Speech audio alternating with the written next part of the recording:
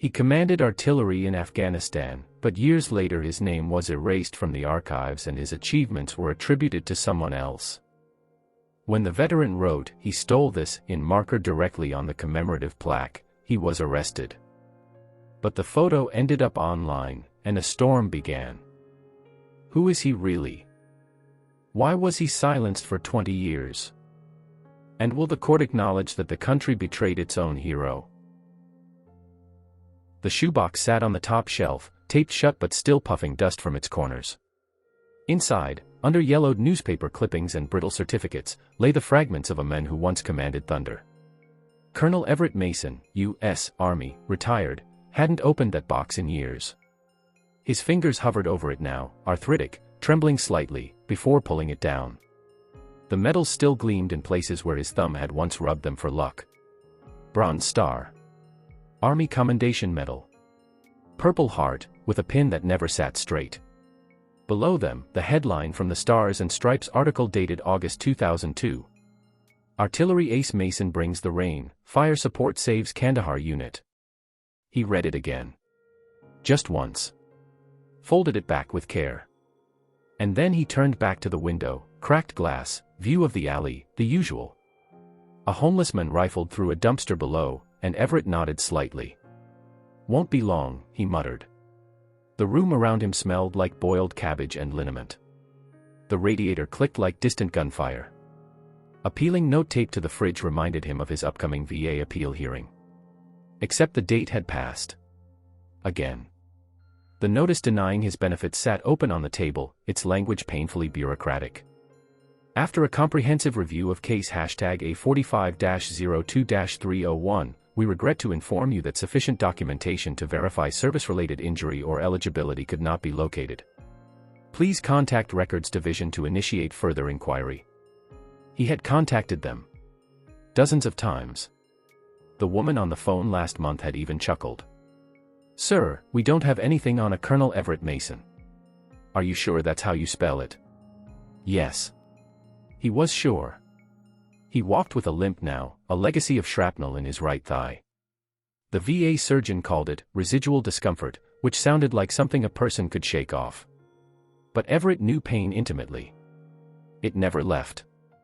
It just changed masks. He once directed a battalion's fire from the rooftop of a bombed-out schoolhouse under rocket attack. He once pulled 3 wounded soldiers from a burning personnel carrier while mortar rounds fell like hail. Now he spent his days microwaving soup in a room that vibrated with the footsteps of the tenants above. Everett sat down on the edge of the bed, its springs whining. The mattress sagged like his spine. He pulled off his boot and winced, swollen again. He'd meant to call the clinic for weeks. But they never returned his messages. Or when they did, they told him to bring proper documentation. What documentation? His DD-214 was filed. His appeal was pending. His records, somehow, were missing. One morning, 6 months ago, his pension simply stopped. Direct deposit vanished. When he called to ask why, the hold music lasted 3 hours before the call dropped. By then, the rent was overdue. Then came the threats. Then the eviction. Everett wasn't the kind to beg, but he'd asked his old CO for help. The man was polite, but distant. "I'd love to assist, Everett, but I'm just not sure what you're asking. Everything's handled digitally now." Digitally. As if a man's life could be reduced to bytes and server errors. He tried the VA again, waiting in line with men half his age who stared into their phones and called him "sir" like it was a joke. One clerk looked at his paperwork and said, honestly, "Sir, if there's no record, there's nothing I can do." "I'm sorry. No record." He had slept under foreign skies with a sidearm on his chest and a radio in his ear. He had buried brothers. He had fired coordinates that changed the outcome of battles. But now, he was an empty folder in a gray government cabinet. He pulled out the Bronze Star again. Ran his thumb along its ridges. Then set it gently on the table, beside a stack of unpaid electric bills. He served with honor. But honor didn't pay rent. It started with the medal. Pawned for $42. The men behind the bulletproof glass didn't even blink when Everett slid it across the counter. He turned it over once, muttered something about market saturation, then handed Everett the bills like he was buying junk parts. Everett didn't argue. He folded the bills and left. He spent 20 of them on food, a loaf of bread, 2 cans of beans, a jar of instant coffee, and a bruised apple from a corner store that smelled like cigarettes and despair. He took the rest to a rundown boarding house on Cherry Street, where the woman at the desk looked at him like he was contagious. One night, she said. No smoking. No guests. The room had a bed, a bulb swinging from the ceiling, and walls so thin he could hear the man next door talking to himself.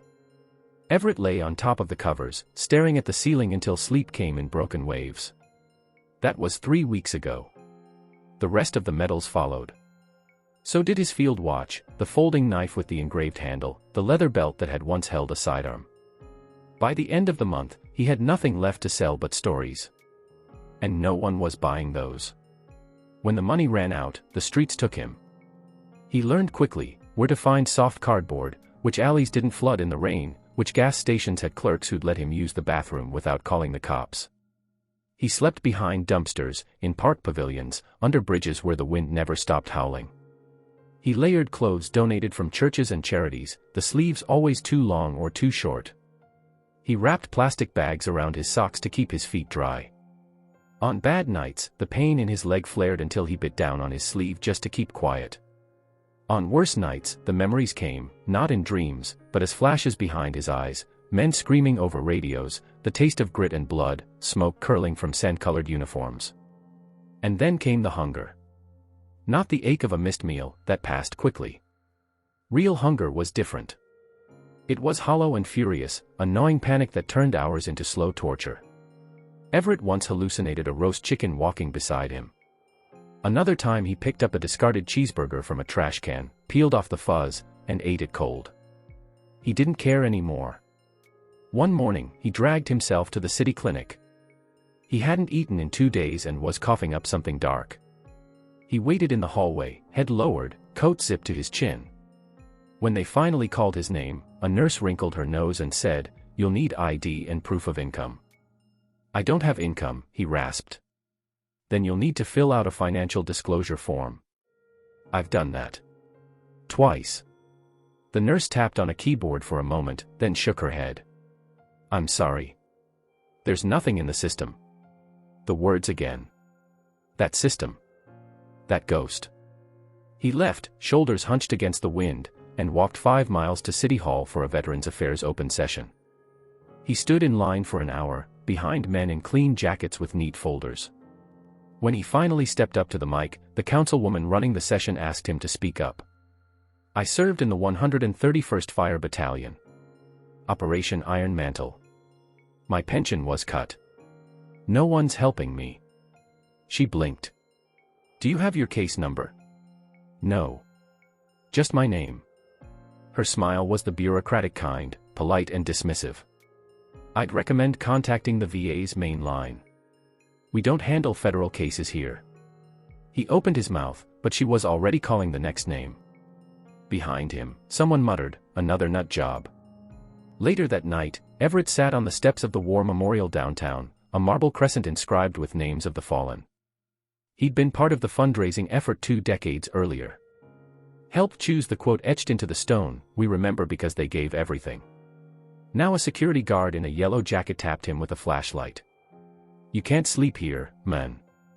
"I helped build this place," Everett whispered. "I don't care. Move along."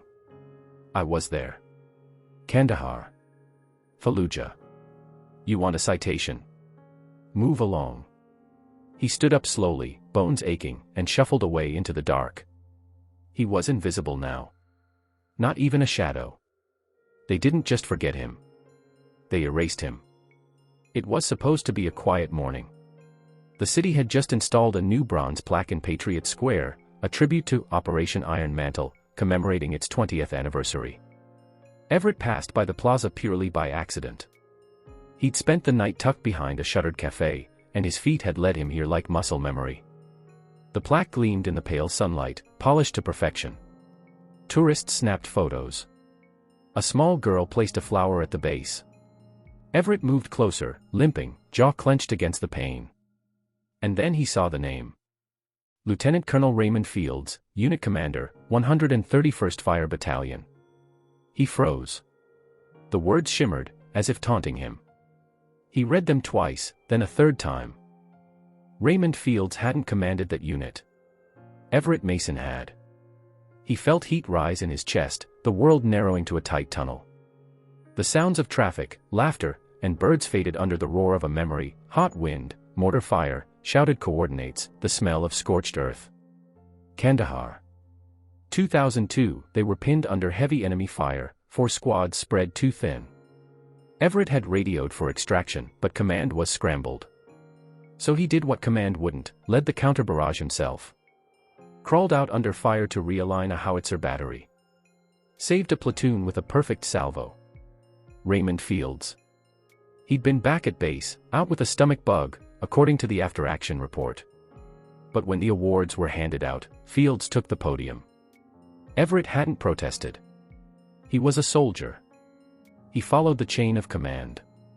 But that morning, 20 years later, something cracked. He dropped his plastic bag of empty bottles. Pulled a black marker from his coat, he always carried one for notes or begging signs, and stepped forward. Hands shaking, he scribbled 3 words under the plaque. He stole this. Then he reached into his shirt, pulled out the dog tag that still hung on a fraying cord around his neck, and laid it gently on the pedestal. He took a step back, stared at the words. Someone gasped behind him. A tourist with a camera began filming. Another man in a business suit shouted, "Hey! You can't do that." Everett didn't move. He stood straight, spine locked like it once had been on parade. 2 security officers appeared, flanking him. "Sir, did you write this?" one asked. "Yes," Everett said simply. "We're going to need to detain you." He nodded. As they cuffed his wrists, slow and careful, like they weren't sure if he'd break, someone in the gathering crowd called out, "What's he talking about?" "I was the commander," Everett said, loud enough for the phone cameras now pointed at him. "And I have the scars to prove it." Then the crowd parted as a woman in a denim jacket stepped forward. She wasn't filming. She was watching. Her name was Marisol Lane, a freelance journalist covering urban homelessness and veterans' rights. She'd come looking for stories in shelters and soup kitchens. She hadn't expected to find one unraveling in real time, at a war memorial. She saw the tag, saw the trembling man with a jaw like carved granite, and the way he looked not at the cameras but at the plaque, like it had betrayed him. She snapped a photo of the vandalism. Of the marker. Of the name. Of the man. That photo went online that night. By morning, it had gone viral. Homeless veteran arrested for defacing plaque, but is he the real hero? The caption under Marisol's photo read, "The man in cuffs says he commanded the 131st. His name isn't on the memorial, but it's on his chest." Thousands of comments. Debates. Some called him a liar. Others wanted proof. But most asked one thing. Who is Everett Mason? And for the first time in nearly 2 decades. Someone was asking. They processed him like he was nobody. Fingerprint. Mugshot. Disturbing the peace. Vandalism of public property. His wrists ached from the cuffs, his stomach from hunger. The cell was cold, cement gray, the fluorescent lights humming like insects. Everett Mason sat on the bench with his arms folded across his chest and waited, not for pity, not even for release. He waited to be seen. On the other side of the city, Marisol Lane couldn't stop staring at the photograph. She zoomed in on the dog tag in her shot, the name etched into metal, Mason, Everett J. Then she looked again at the plaque from the square. The names didn't match, but the story didn't make sense. Why would a homeless man deface a memorial in broad daylight and then claim it was his? She started digging. That night, she found a dusty PDF from an old military newsletter archived by a veterans advocacy group. It contained a single paragraph about then Colonel Everett Mason, who had received commendation for leadership in the Kandahar offensive of August 2002. And just below it, redacted text. Marisol's pulse quickened. She contacted Veterans for Justice, a nonprofit that had helped her verify stories in the past. Within hours, they confirmed it. Mason's records had been lost in a system migration in 2011. The VA database had no digital trace of his command. No benefits. No discharge paperwork. No pension. He had been wiped out by a clerical ghost. The next morning, she stood in court with a press badge clipped to her jacket. The courtroom was nearly empty. Everett sat beside a weary public defender who barely glanced at the charge sheet. "Mr. Mason, the state is offering to drop charges if you agree to a 6-month ban from Patriot Square and complete community service." Everett didn't flinch. "No." The judge, a tired man with a buzz cut and watery eyes, raised a brow. "You're refusing the deal." "I want a hearing." The public defender sighed audibly. "Your Honor." "I want it on record," Everett interrupted, voice low but firm. "My name. My rank. My story." The judge stared at him for a long moment. Then he nodded. "So ordered." Outside the courthouse, Marisol approached.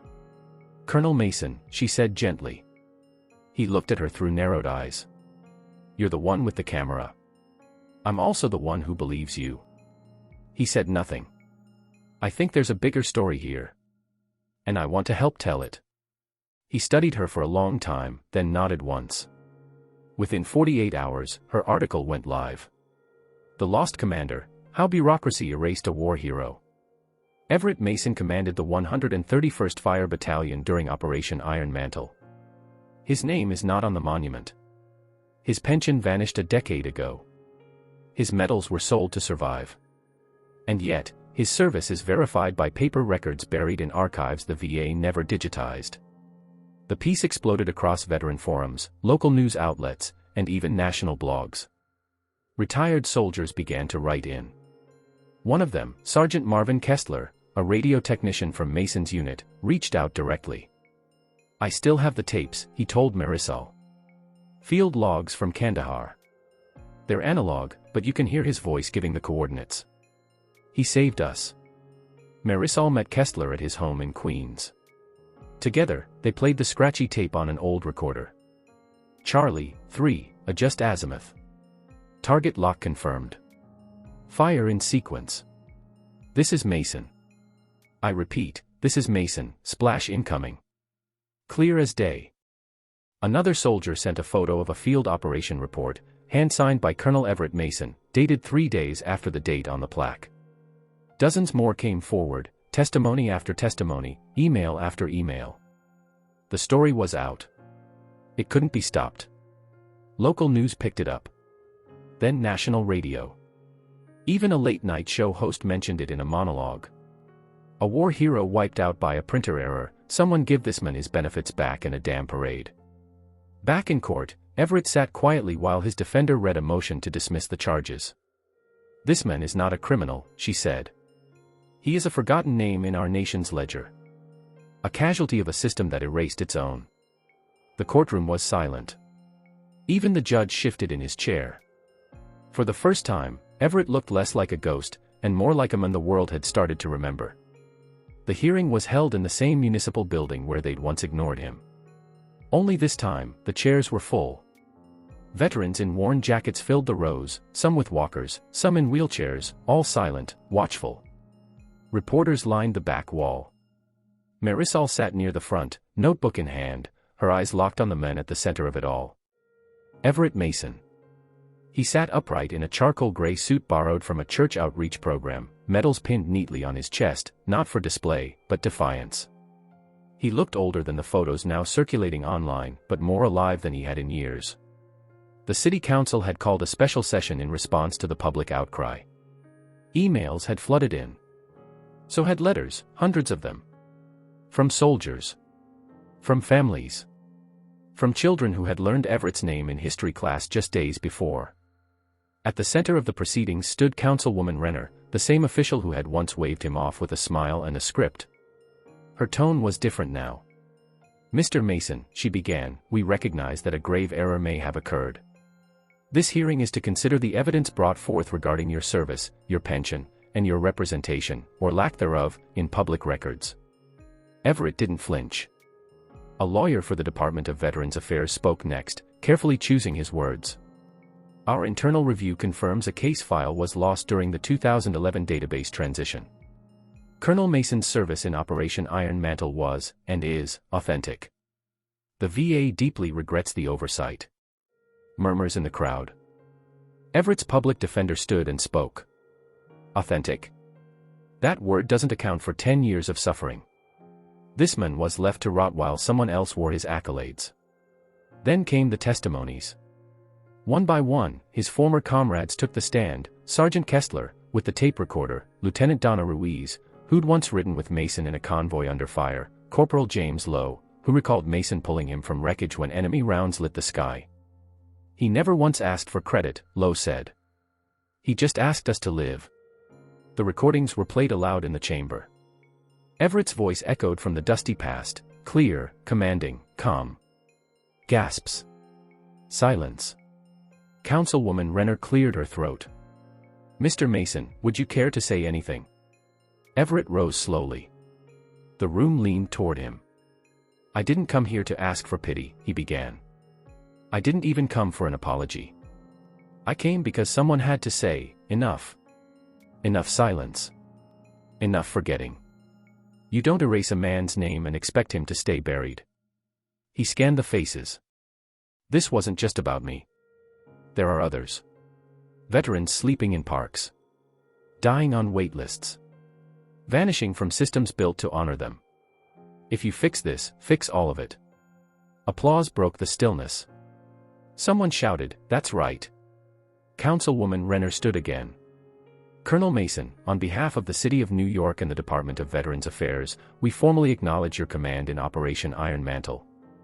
Your benefits will be retroactively reinstated with full back pay. And your name?" She paused. "Will replace Lieutenant Colonel Raymond Fields on the Patriot Square Memorial. Permanently." Everett didn't react at first. Just blinked slowly. Then he nodded. "It's not about the plaque," he said. "It's about the truth standing on its own." As the hearing closed, cameras flashed. Veterans came to shake his hand.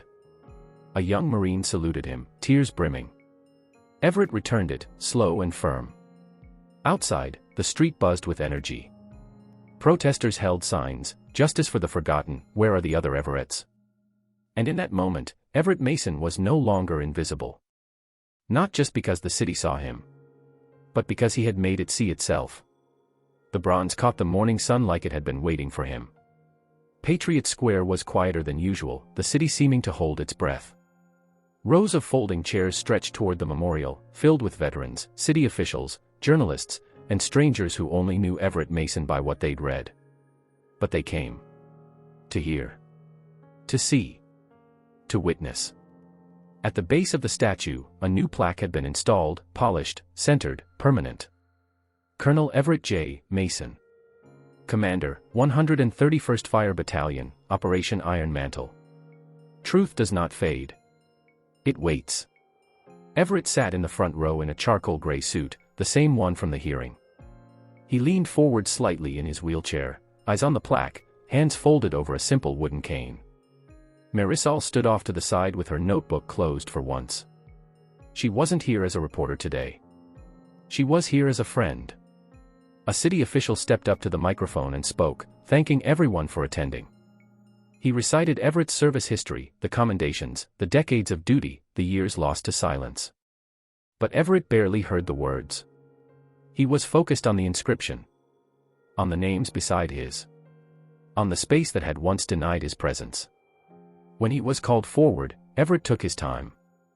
His body didn't move like it used to, but his voice, when he reached the podium, was strong. "I don't need statues," he said.